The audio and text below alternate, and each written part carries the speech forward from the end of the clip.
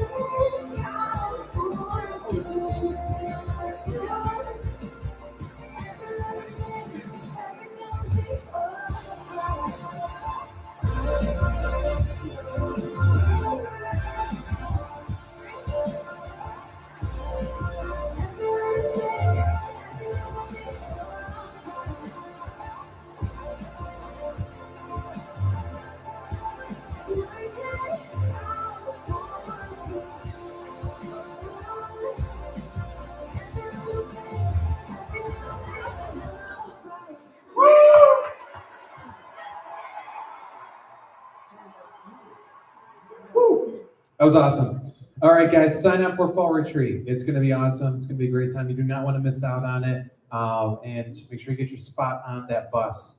Before we go on, though, and also it's all online registration and everything. You can turn the lights back on.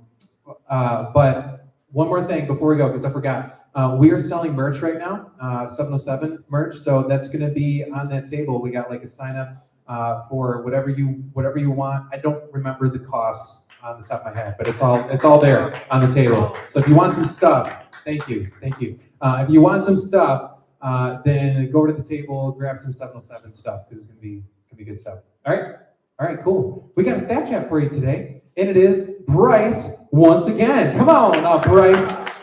Hey, here he comes. Yes. We need to do walk-up song. We'll do Enter Sandman next time. Okay, that's a good walk-up song. Hello. I'll be back.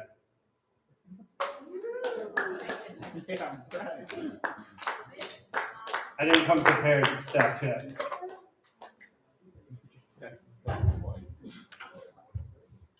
Hello. How are we all doing tonight? Wow. It's like, how y'all doing? You're like, good. It's perfect for our conversation. So we've been back at school, what, a month now? Is that what it's been like? Does it seem like a year? Maybe? How many of you are finding peace in your life right now? Come on. All right, man. What does peace in your life look like? Calm? So just life's just coming at you? What you got? Not being stressed. Now that's not an everyday thing, right? Or is it? Like even when you have a lot of stuff, you need to do, still not being stressed about it. That's right. Not letting it stress you out. Okay. Go ahead. Not being scared. So the challenges of what's to come for the day is not being scared of it. That's really good. Anyone else?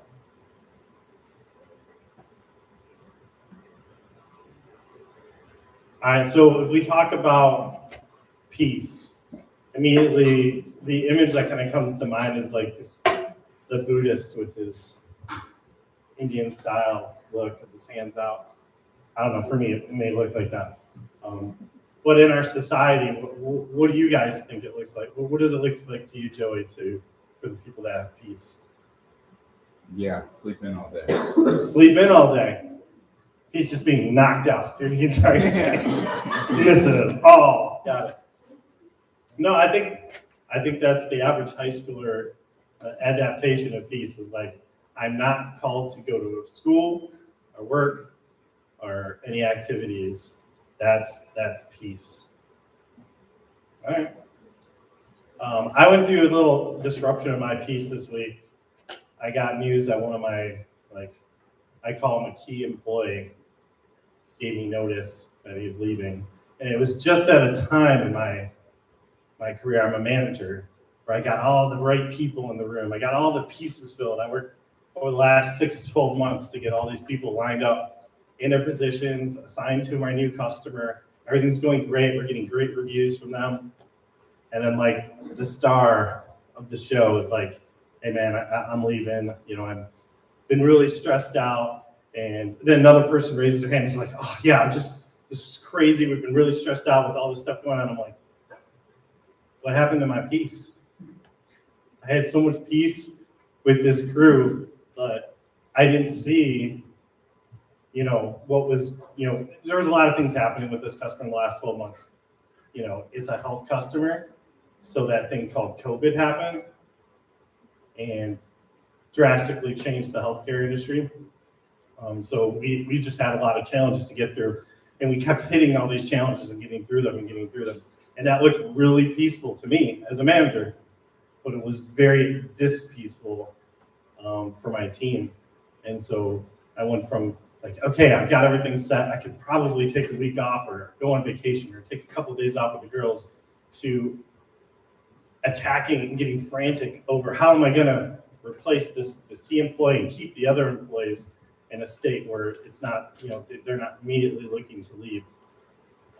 It's a very stressful job of what we do as healthcare IT professionals. We're called in day, night to work on things. So it can be pretty impactful on your personal schedule, like your idea to be able to sleep in on the weekends, and you may have nothing scheduled to do, but then you're called into 3 or 4 different, issues that are going on, and then boom, you've worked your entire weekend.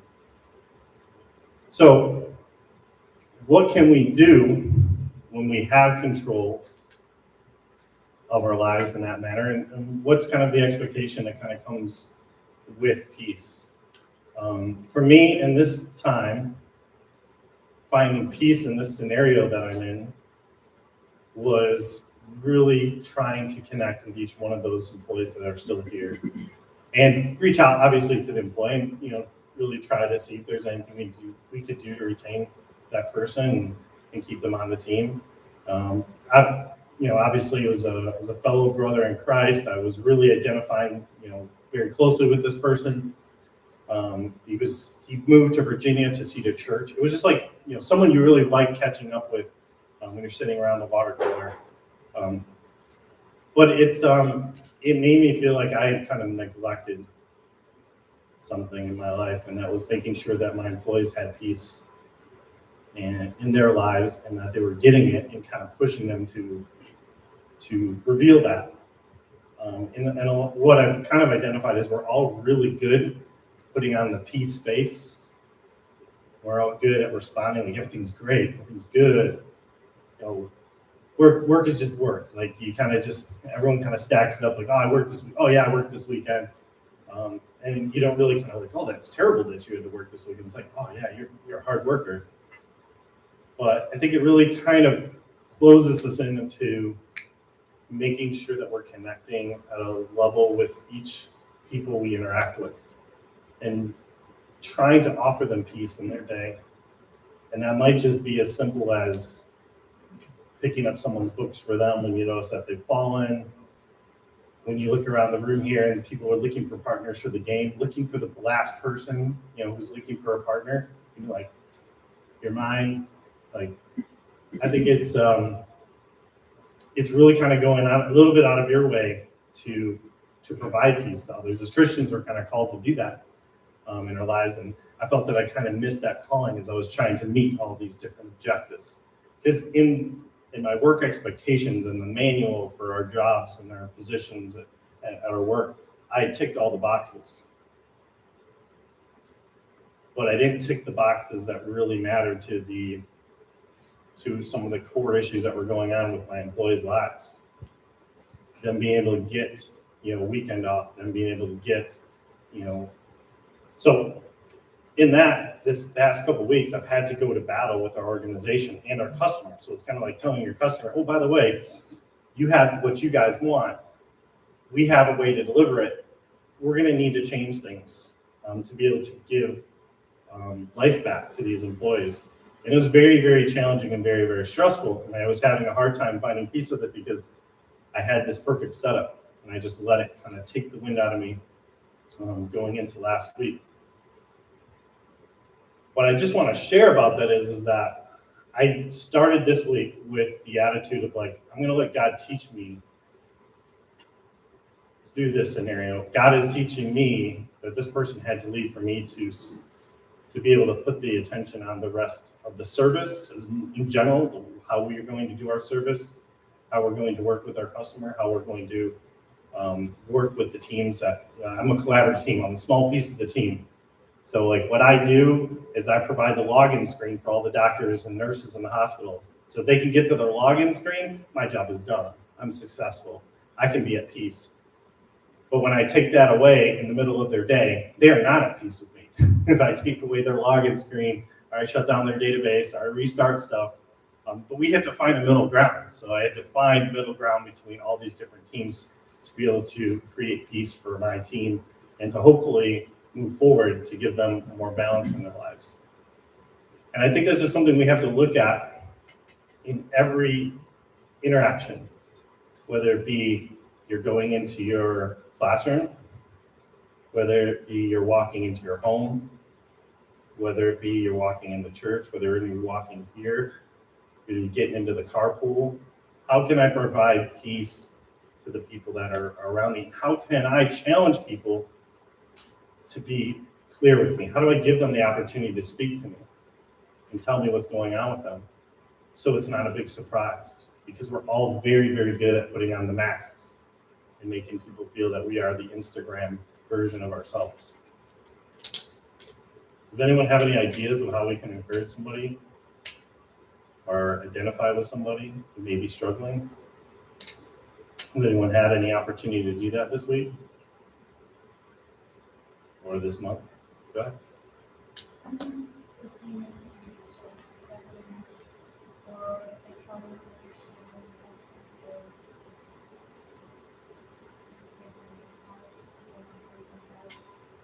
So someone comes up to you or shares with you one-on-one, hey, I'm struggling, coming in, personal space, give them the hug. and like today I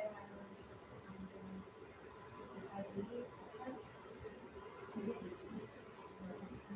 ACT. What was that? Pre-ACT. What about it?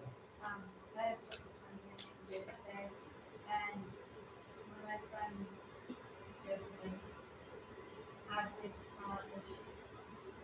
she wants to pray with me, and that really helped. And another one of my friends told me afterwards that she really wanted to talk with me. I don't know who that friend would have been. Yes, I mean, praying for someone or praying before something that's heavy and burdensome, that's really great to do.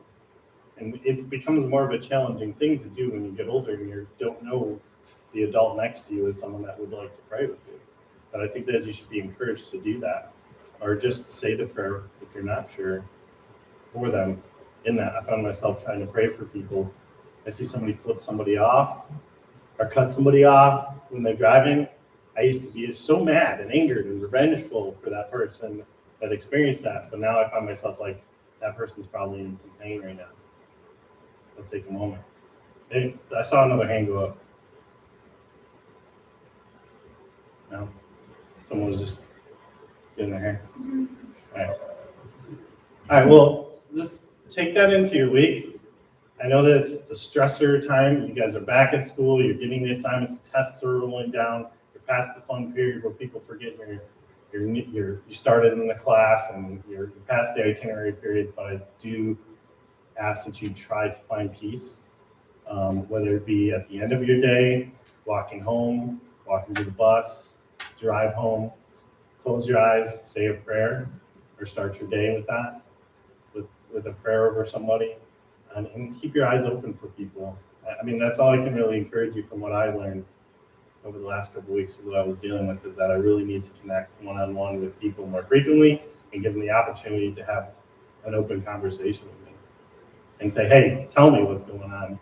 And, and being open to just hearing if they're saying things you may not lift you up, but they need somebody too.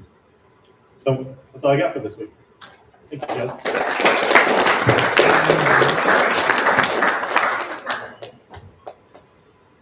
All right, guys, let's stand up together. We're going to do some worship tonight.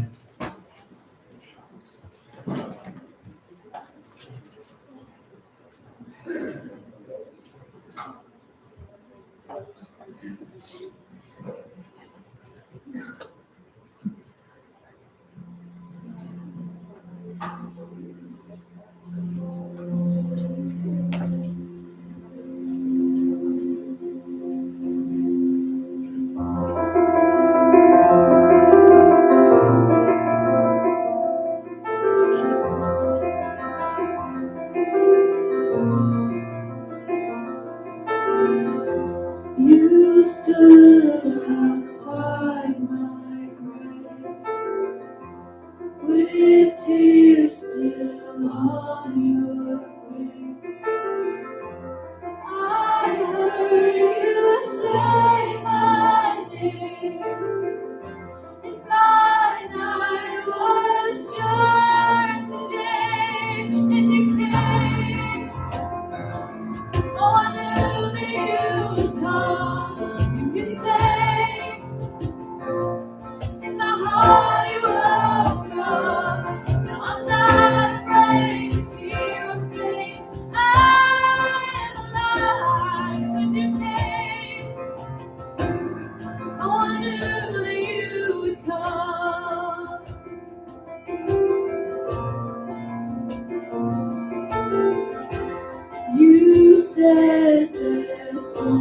me sleep.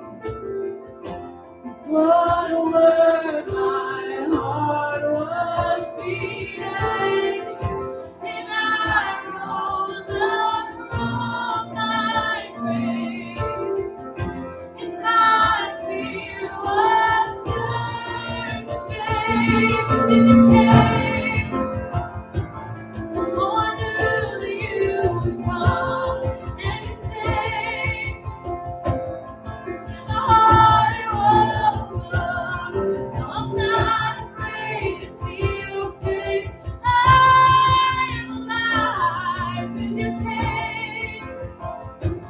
Oh, I knew that you would come.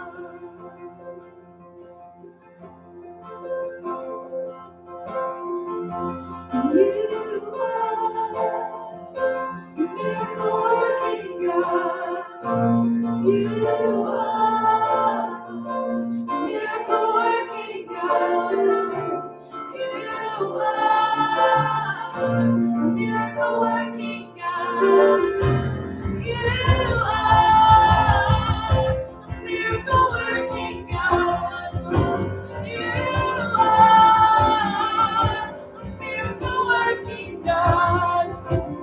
You are miracle working God. Oh, miracle working God. You came.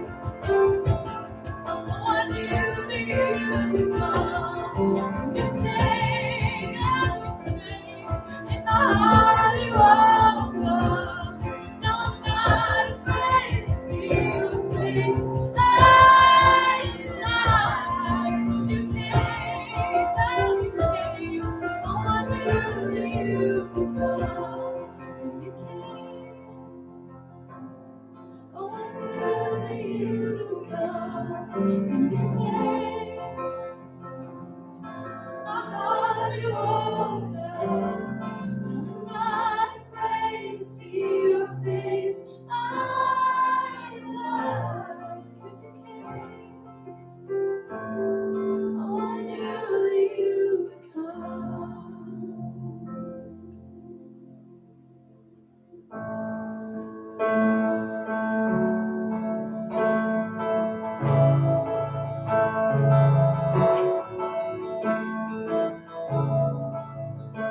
Are you hurting, broken within, overwhelmed by the weight of your sin? Jesus is calling.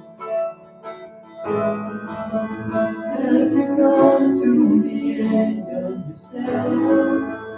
Do you thirst for a drink from the well? Jesus is calling. Oh, come to the altar. The Father's arms are open wide. Forgiveness was bought with the precious blood of Jesus Christ.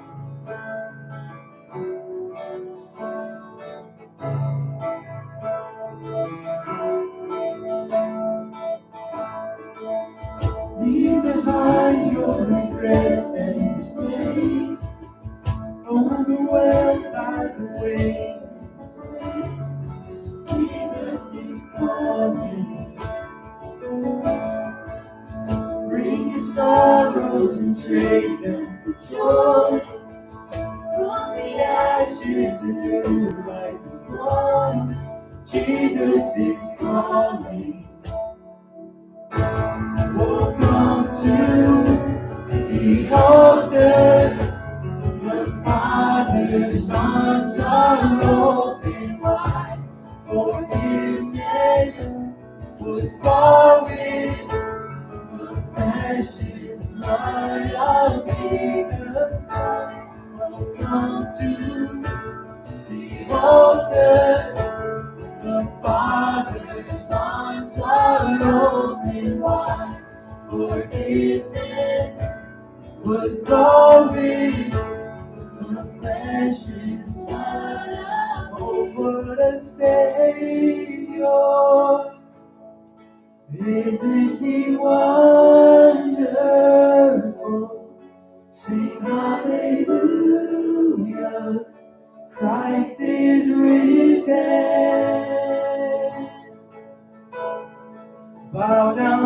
before him, for he is Lord of all. Sing hallelujah, Christ is risen. Oh, what a Savior, isn't he wonderful? Sing hallelujah, Christ is risen. Bow down before him, for he is Lord of all. Sing hallelujah, Christ is risen.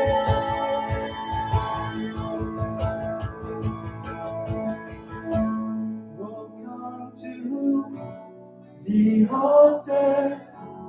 The Father's arms are open wide.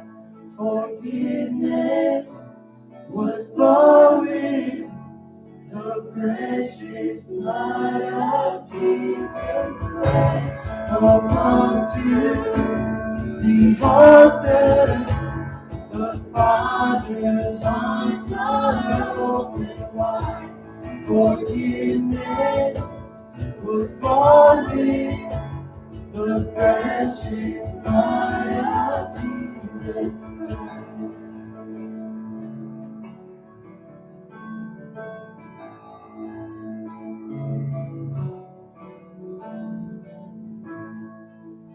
Many crosses you wait for the crown. Tell the world of the treasure you found.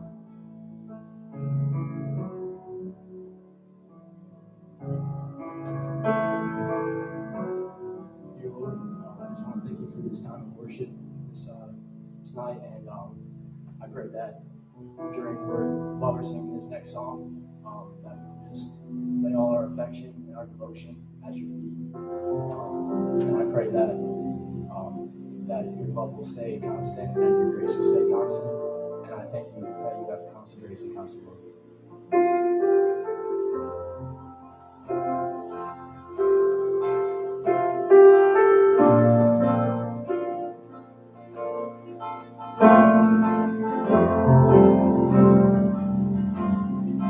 All things have passed away. Your love has stayed the same. Your constant grace remains the cornerstone. Things that we thought were dead are breathing in life again. You caused your sun to shine in darkest nights. For all that you've done, we will pour out our lives to me. Our anthem song, Jesus, we love you. Oh, how we love you. You are the one our hearts adore. Jesus, we love you. Oh, how we love you. You are the one our hearts adore. The hopeless have found their hope. The orphans now have a home.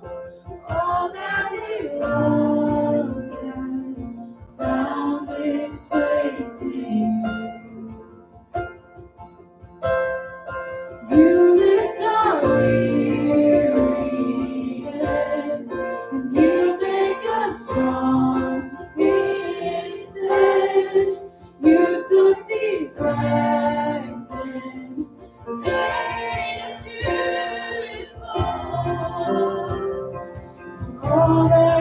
like we will pour out our love. This will be our anthem song. Jesus, we love you.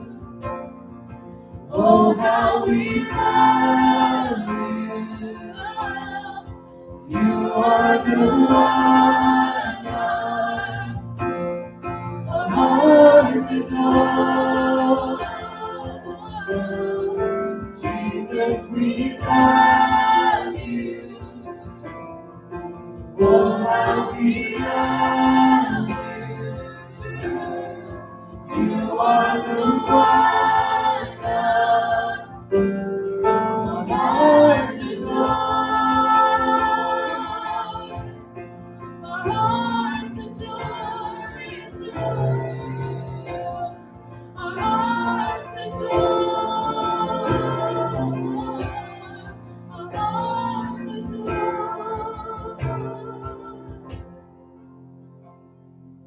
Our affection, our devotion, poured out on the feet of Jesus. Our affection, our devotion, poured out on the feet of Jesus. Our affection, our devotion, poured out on the feet of Jesus. Our affection, our devotion, poured out on the feet of Jesus. We love you. Oh, how we love you. You are the one our hearts adore. Jesus, we love you. Oh, how we love you. You are the one our hearts adore. Jesus, we love you. Oh, how we love you. You are the one our hearts adore. Thank you, Jesus. Thank you for always being by our side and always giving us peace.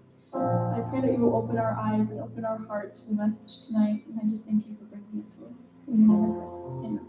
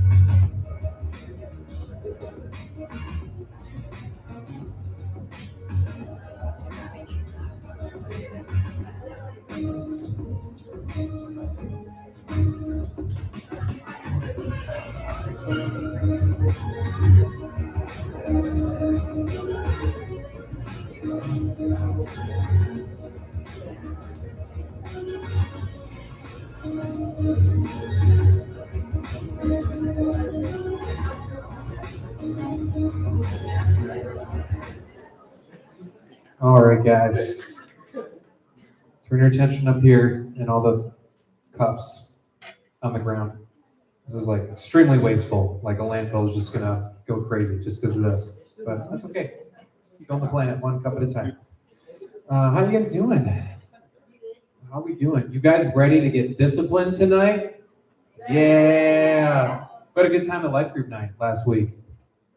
I had a good time. We had like a spike ball tourney. At least the freshman dudes did. That's where I ended up. It was pretty sweet.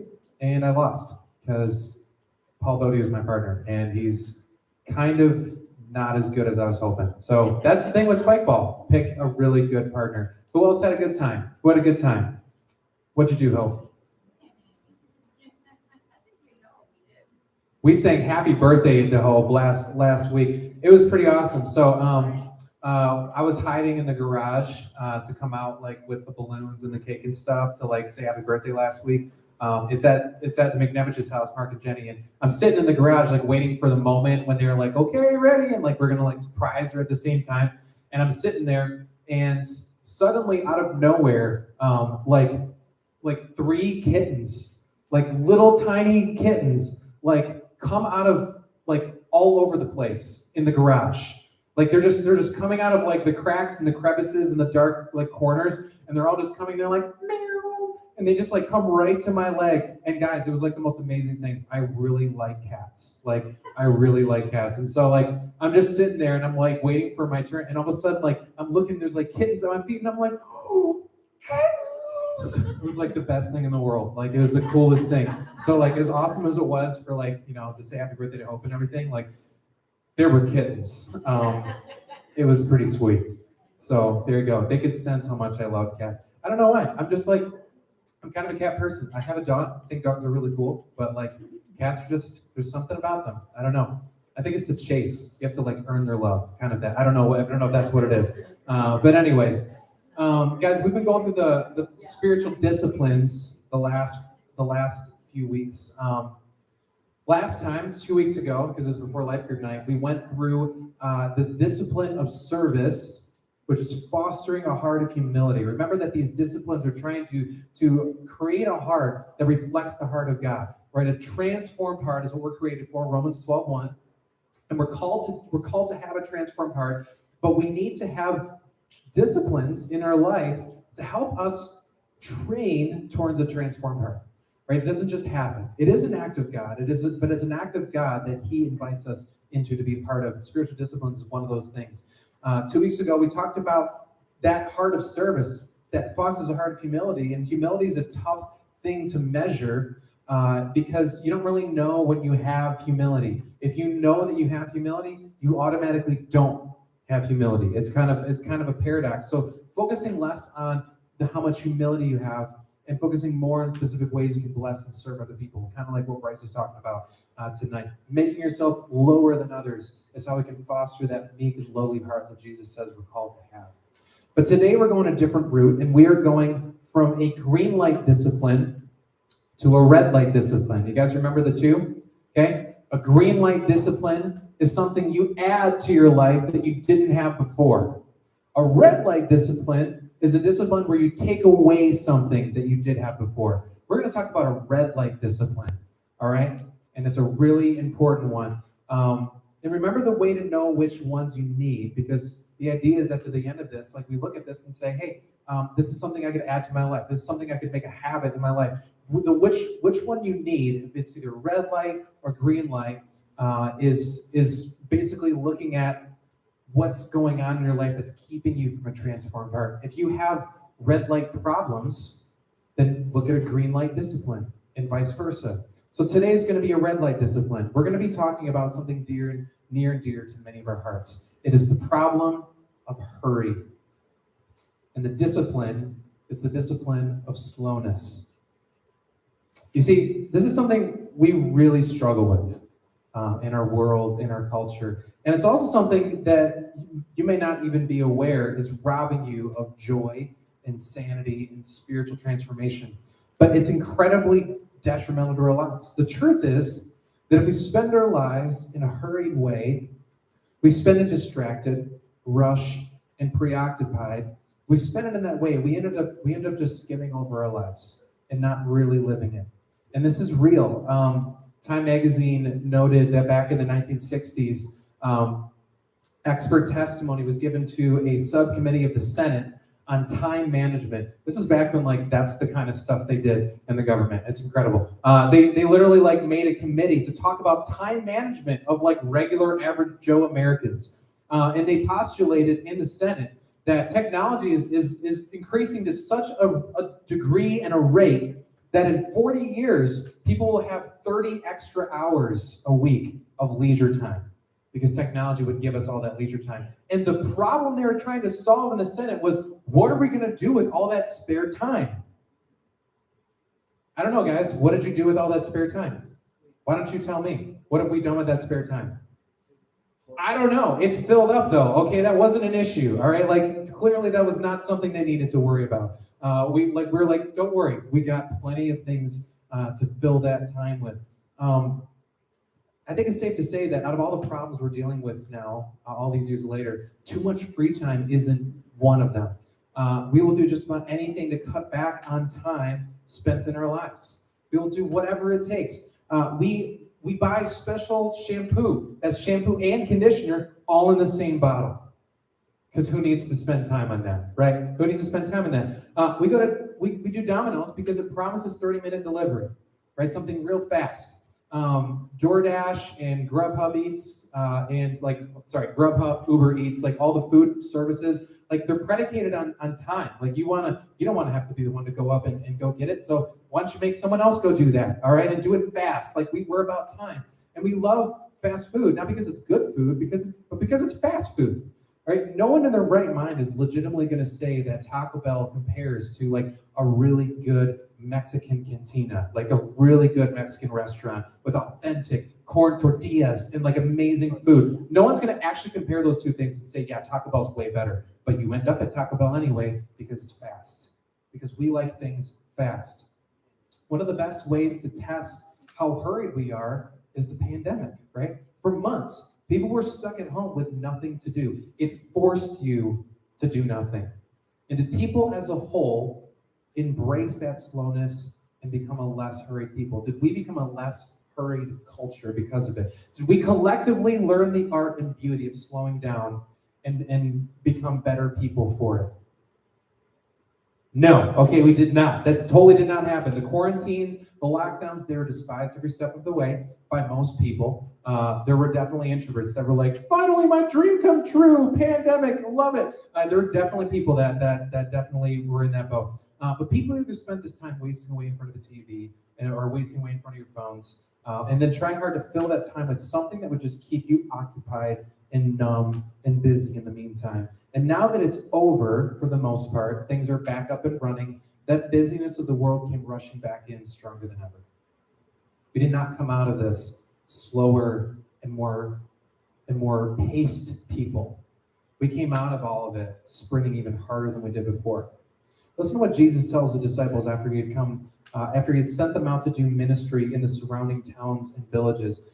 They had come back after a while, and they were gone for a long time, and they were just preaching the gospel. I don't know if you knew Jesus did this, but he sent his disciples out to go preach. He did that. And when they came back, Mark 6 says that the apostles gathered around Jesus, and they reported to him all that they had done and taught. And then, because so many people were coming and going that they did not even have a chance to eat, he said to them, come with me by yourselves to a quiet place and get some rest. Now, Mark wasn't writing that they didn't have a chance to eat out of a commendation. Like, Mark wasn't writing that to say, wow, look how incredible these guys are, that they were so busy and they were so slammed that they didn't even have a chance to eat. Isn't that amazing? Isn't that incredibly spiritual? That's not why Mark is saying this.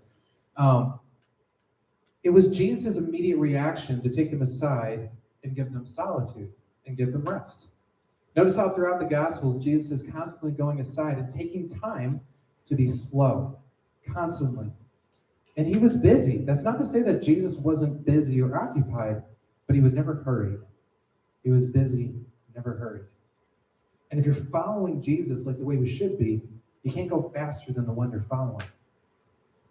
So what are some signs that you can look out for to show that you're probably struggling from hurry sickness in your life? That's what we'll call it, hurry sickness. What are some signs that this might be something that's going on in your life? Let's look at a few of them.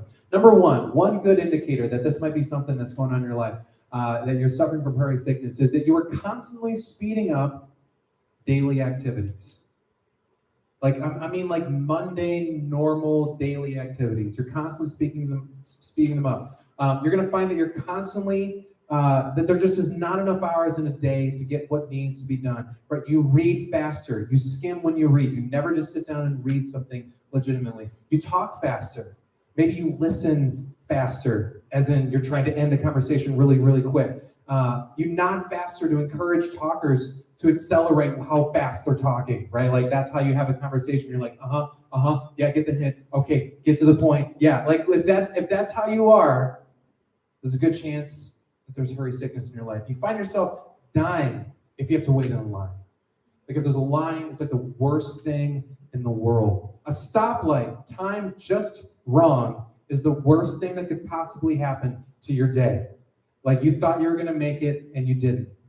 At a grocery store, you count the number of people in line in multiplying things in their cart to try to calculate if you can be at another line to beat that line, right? You're counting how many people and you're counting how much stuff they have in their carts, and you're trying to see if you can beat them. Everything becomes a game against the clock, right? This is like your everyday. The clock is king, the clock is the master, and you're just following along and trying to keep up, right? If you're constantly speeding up daily activities. That's one sign. Number two, you multitask everything. Everything you do is something you do on top of something else, right? You're constantly multitasking because despite all the rushing around, you still don't feel satisfied with how many things are getting done in the minutes you have. So you do a million things at a time, right?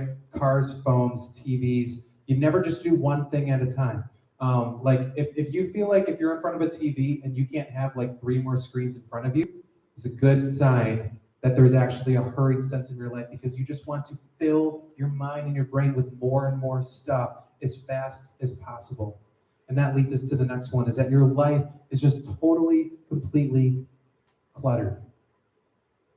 And I'm not talking about like what you need is like a Marie Kondo in your life to like go in and like break everything and say, did this give you joy? And like throw it away. I'm not saying that's what you need, but you look around your life and you just realize that you can't breathe, right? Sometimes you don't even realize what it's like to just rest and actually breathe. Because when the rest finally comes, you don't know what to do with it.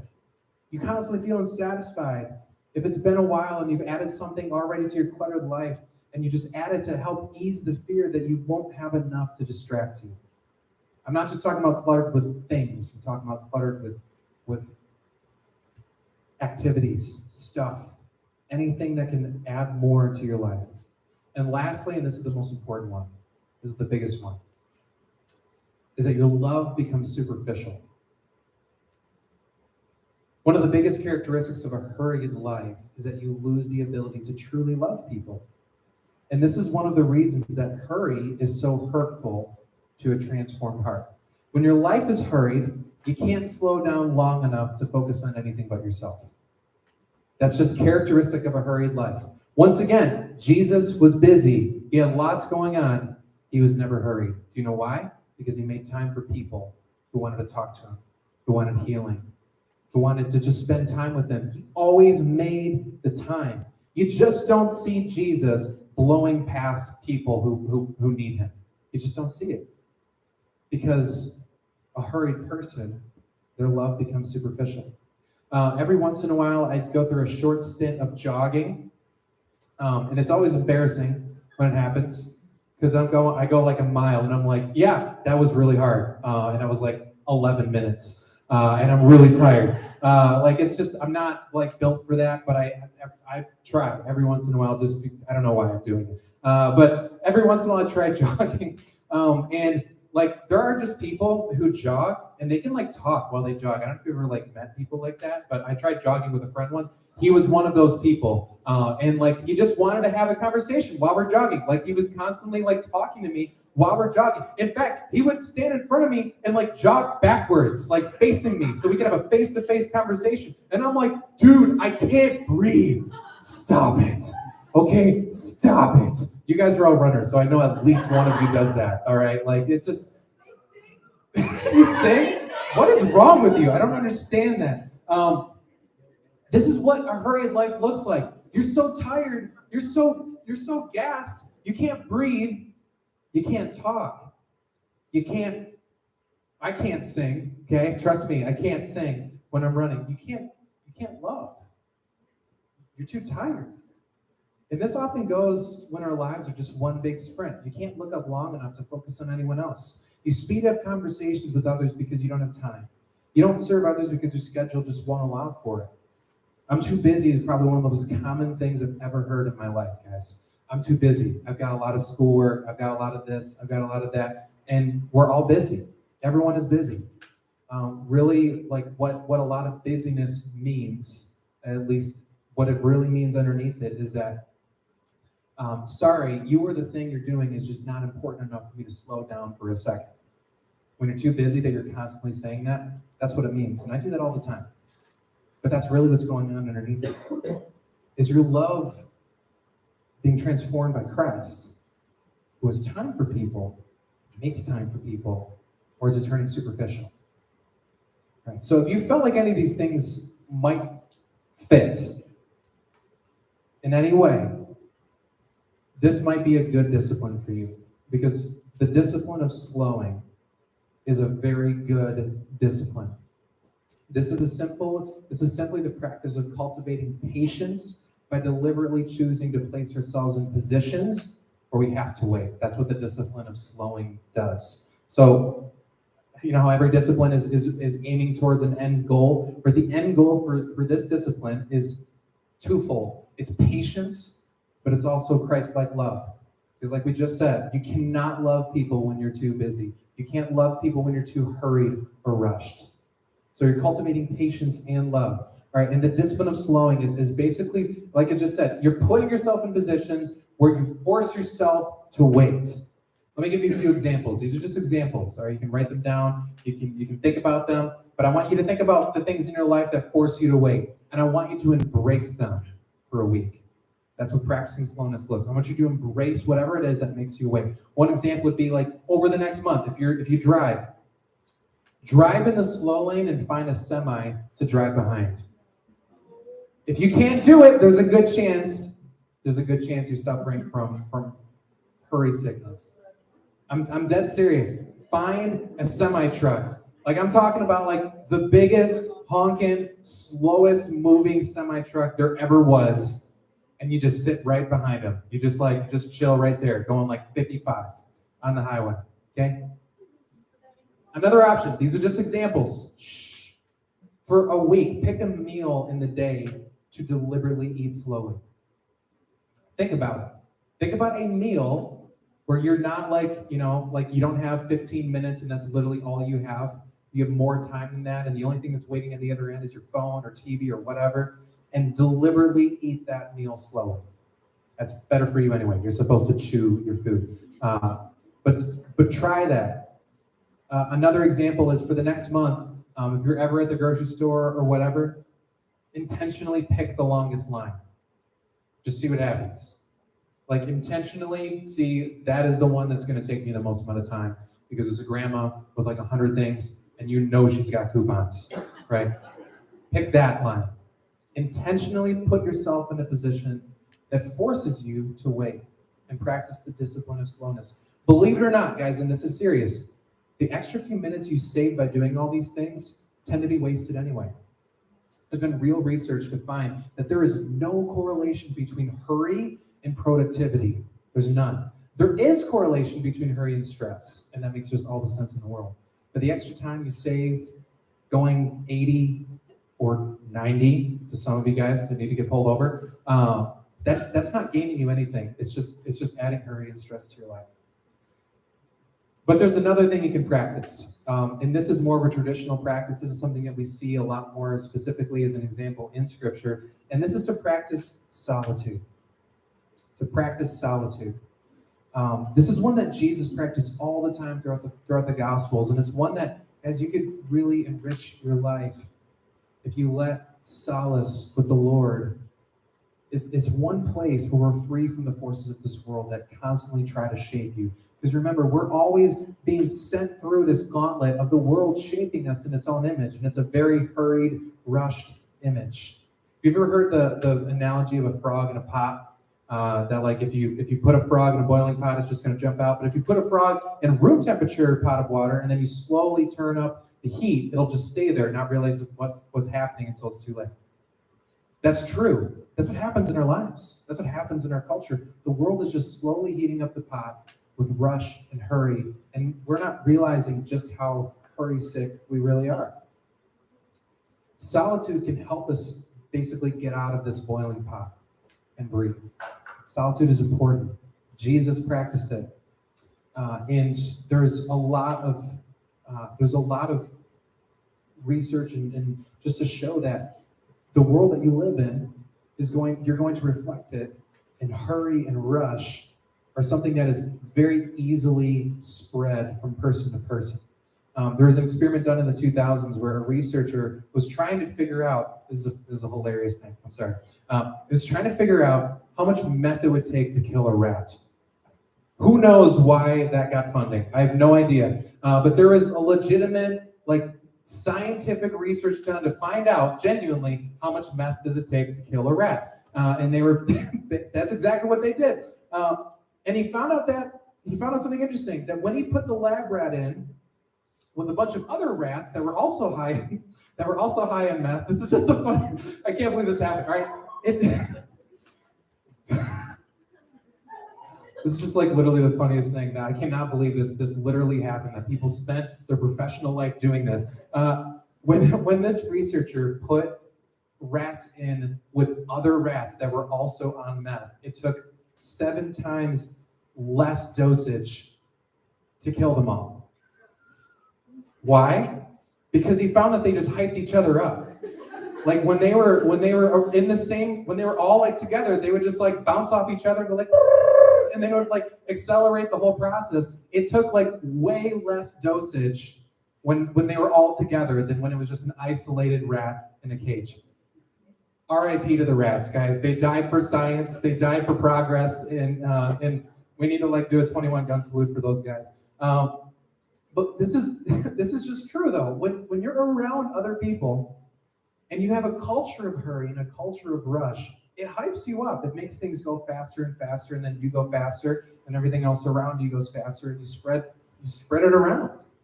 One of the greatest examples of God breaking this spell, God breaking this cycle, is in 1 Kings 19, when Elijah just blows a gasket one day. There's no other explanation for what happens. He just feels like he can't take it anymore. Elijah just feels like he cannot do it. He can't take it anymore. And he calls out to God and says, God, I give up. I can't do it. Literally, that's what he says. I can't do it. And God responds in this way. And think about how it reminds you of Jesus guiding his disciples into rest and solace. Here's how God responds to Elijah. It said, while he himself on a day's journey into the wilderness, he came to a broom bush, sat down under it, and prayed that he might die. He said, I've had enough, Lord. Take my life. I'm no better than my ancestors. And he laid down under the bush and fell asleep. He's tired. All at once, an angel touched him and said, get up and eat. He looked around, and there by his head was some bread baked over hot coals and a jar of water. He ate and drank, and when he lay down again, the angel of the Lord came back and a second time touched him and said, get up and eat, but the journey is too much for you. Here's what I want to encourage you to do with solitude. That was giving you up the heart of the Lord, which we were designed for rest. We were designed for margin. We were designed for space in our life. Here's what I want to encourage you to do with solitude. Take 5 to 10 minutes for it. Maybe that's all you have in your time. Take 5 to 10 minutes for it, and don't bring anything into it. All right? We're way too focused on getting something done, but don't take that mindset into your solitude. Don't bring music. Do not bring your phone. Whatever you do not bring your phone. And I know this is going to sound crazy. Please don't take this quote out of context ever. Don't bring your Bible. I'm not talking about devos. That's also important. That's also something that should be in our daily schedule. I'm saying even that, take nothing with you. Take absolutely nothing with you. And don't focus on getting something done. Just try to review your day in prayer. Take note of how you were that day. But spend that time with the Lord. Spend it in prayer. Spend it in thoughtfulness. And see if your mind can just calm for a second. If it can't do it, that's all the more reason to practice this discipline until you have the ability to actually spend time with the Lord out of the rushed, hurriedness of this world. One of the best things you can do for public speaking and athletics is to watch film of yourself. You watch film of yourself talking to help you find the things that you can do better when you speak. You watch film of yourself on Monday morning after Sunday, and you look at the things that you did wrong, and you can improve yourself in that way. Let this time of solitude be like film watching. It's a film watching moment of your day, but do it with the Lord. And if anything has proved that we suffer from hurry sickness as a culture, it's the pandemic. As rush and busyness, they've been like a drug that when it's taken away, people don't know what to do with it. They don't know what to do without it. And it just came right back flooding in. So let's learn the art of pace and develop hearts of love and care by slowing down. And let's see if you can slow down your life just a little bit and spend your day living rather than blowing through it. Let's talk about that in life groups.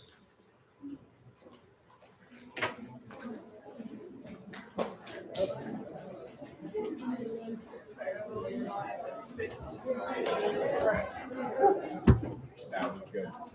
You can do it. Oh.